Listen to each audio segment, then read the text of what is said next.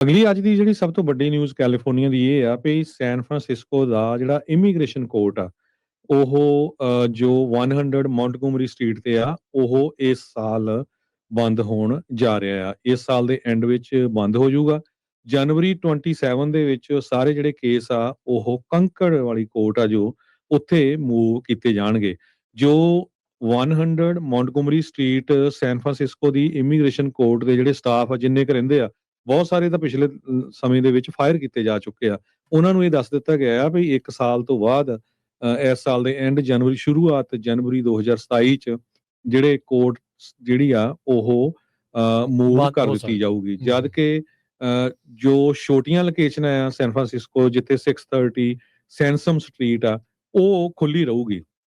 ਪਿਛਲੇ ਦਿਨਾਂ ਦੇ ਵਿੱਚ ਇਹ ਦੋਨੋਂ ਜਿਹੜੀਆਂ ਕੋਰਟ ਆ ਕਾਫੀ ਖਬਰਾਂ ਦੇ ਵਿੱਚ ਰਹੀਆਂ ਕਿਉਂਕਿ ਇੱਥੋਂ ਲੋਕਾਂ ਨੂੰ ਸ਼ਰੇਆਮ ਜਿਹੜਾ ਆਈਸ ਵੱਲੋਂ ਚੱਕ ਲਿਆ ਜਾਂਦਾ ਸੀ।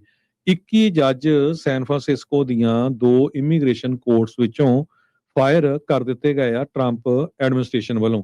ਤੇ ਟਰੰਪ ਐਡਮਿਨਿਸਟ੍ਰੇਸ਼ਨ ਨੇ 13 ਜੱਜ ਇੱਕ ਤੇ 4 ਜਿਹੜੇ ਆ ਇੱਕ ਤੋਂ ਤੇ ਕੁਛ ਨੂੰ ਜਿਹੜਾ ਧੱਕੇ ਦੇ ਨਾਲ ਰਿਟਾਇਰ ਵੀ ਕਰ ਦਿੱਤਾ ਹੈਗਾ। 1,20,000 ਦੇ ਕਰੀਬ ਜਿਹੜੇ ਕੇਸਸ ਆ ਉਹ ਸੈਨ ਫਰਾਂਸਿਸਕੋ ਦੀਆਂ ਇਮੀਗ੍ਰੇਸ਼ਨ ਕੋਰਟਸ ਦੇ ਵਿੱਚ ਬੈਕਲੌਗ ਦੇ ਅੰਡਰ ਹੈਗਾ।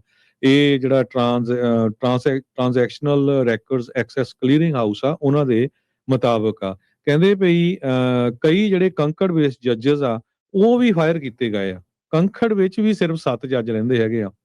ਸੋ ਦੋਨੋਂ ਹੀ ਸੈਨਸਮ ਤੇ ਮੈਂਟਗੋਮਰੀ ਸਟਰੀਟ ਦੀਆਂ ਜਿਹੜੀਆਂ ਕੋਰਟਸ ਆ ਉੱਥੇ ਮੰਥਲੀ ਆਈਸ ਅਰੈਸਟ ਹੋਏ ਆ ਸਿੰਸ 2025 ਤੇ ਕਹਿੰਦੇ ਵੀ ਅਕਤੂਬਰ ਨਵੰਬਰ ਦੇ ਵਿੱਚ ਕਾਫੀ ਸਲੋ ਹੋ ਗਿਆ। ਪਹਿਲੇ ਮਹੀਨਿਆਂ 'ਚ ਬਹੁਤ ਜ਼ਿਆਦਾ ਲੋਕਾਂ ਨੂੰ ਅਰੈਸਟ ਕੀਤਾ ਗਿਆ। ਸੋ 2026 ਦੇ ਵਿੱਚ ਮਿਸ਼ਨ ਲੋਕਲ ਨੇ ਹਜੇ ਕੋਈ ਟਰੈਕ ਨਹੀਂ ਕੀਤਾ ਜਿਨ੍ਹਾਂ ਨੇ ਇਹ ਖਬਰ ਜਿਹੜੀ ਆ ਇੱਕ ਤਰ੍ਹਾਂ ਦੇ ਨਾਲ ਪਬਲਿਸ਼ ਕੀਤੀ ਹੈਗੀ ਆ। ਕਹਿੰਦੇ ਵੀ according to executive office of immigration review website 100 Montgomery ਜਿਹੜਾ ਆਪਰੇਸ਼ਨਲ ਸਟੇਟਸ ਆ ਉਹ ਹਜੇ ਓਪਨ ਹੈਗਾ।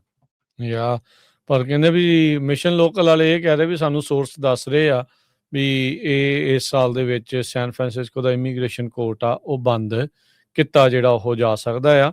ਮੈਨੂੰ ਲੱਗਦਾ 3-4 ਹੀ ਜੱਜ ਜਿਹੜੇ ਇੱਥੇ ਰਹਿ ਗਏ ਆ ਤੇ ਇਸ ਸਾਲ ਦੇ ਵਿੱਚ ਜਿੱਥੇ ਜਿੱਥੇ ਜੱਜਿਸ ਦੀ ਘਾਟ ਆ ਇਮੀਗ੍ਰੇਸ਼ਨ ਜੱਜਿਸ ਦੀ, ਆਰਮੀ ਦੇ ਜਿਹੜੇ ਜੱਜ ਆ ਉਹ ਉੱਥੇ ਲਾਏ ਜਾਣੇ ਆ। ਜਿਹੜਾ ਇੱਕ ਆਰਮੀ ਦਾ ਜੱਜ ਹਰਜੋਤ ਸਿੰਘ ਜੀ ਉਹ ਖਬਰ ਵੀ ਬਣੀ ਸੀ ਜਿਸ ਨੇ ਜ਼ਿਆਦਾ 50% ਤਕਰੀਬਨ ਪਾਸ ਰੇਟ ਕਹਿ ਲਓ ਜਾਂ ਵੀ ਕਹਿ ਲਓ ਵੀ ਉਹਨੇ ਥੋੜੀ ਸਹੂਲਤ ਦੇਤੀ ਜਾਂ ਉਹਨਾਂ ਨੂੰ ਰਹਿਣ ਦੇ ਲਈ ਕਹਿਤਾ ਵੀ ਹਾਂ ਅਜੇ ਇਹਨਾਂ ਨੂੰ ਡਿਪੋਰਟ ਨਾ ਕਰੋ, ਉਹਨੂੰ ਵੀ ਚੱਕ ਕੇ ਜਿਹੜਾ ਪ੍ਰਸ਼ਾਸਨ ਨੇ ਬਾਹਰ ਦਾ ਰਸਤਾ ਜਿਹੜਾ ਉਹ ਦਿਖਾ ਦਿੱਤਾ ਆ।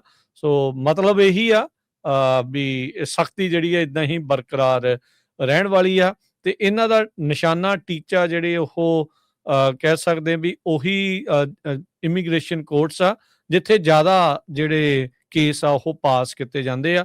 ਡੈਮੋਕ੍ਰੇਟ ਸਟੇਟਾਂ ਜਾਂ ਡੈਮੋਕ੍ਰੇਟ ਸਿਟੀਜ਼ ਦੇ ਜਿਹੜੇ ਜੱਜਿਸ ਆ ਜਾਂ ਕੋਰਟਸ ਆ ਉਹਨਾਂ ਨੂੰ ਹੀ ਮੁੱਖ ਤੌਰ ਦੇ ਉੱਤੇ ਨਿਸ਼ਾਨਾ ਜਿਹੜਾ ਉਹ ਬਣਾਇਆ ਜਾ ਰਿਹਾ ਆ। ਜਿਹੜੇ ਕਹਿੰਦੇ ਵੀ ਲੀਨੀਅੰਟ ਬਹੁਤ ਆ, ਲੋਕਾਂ ਨੂੰ ਜਿਹੜਾ ਅਸਾਈਲਮ ਆ ਉਹ ਪਾਸ ਬਹੁਤ ਕਰਾ ਰਹੇ ਆ। ਸੋ ਉਸ ਸੰਦਰਭ ਦੇ ਵਿੱਚ ਮਿਸ਼ਨ ਲੋਕਲ ਕਹਿ ਰਿਹਾ ਆ ਵੀ ਭਾਈ ਇਹ ਕੋਰਟ ਜਿਹੜਾ ਉਹ ਉਸ ਨੂੰ ਤਾਲੇ ਇੱਕ ਹਿਸਾਬ ਦੇ ਨਾਲ ਲਾਏ ਜਾ ਸਕਦੇ ਹੈਗੇ ਆ।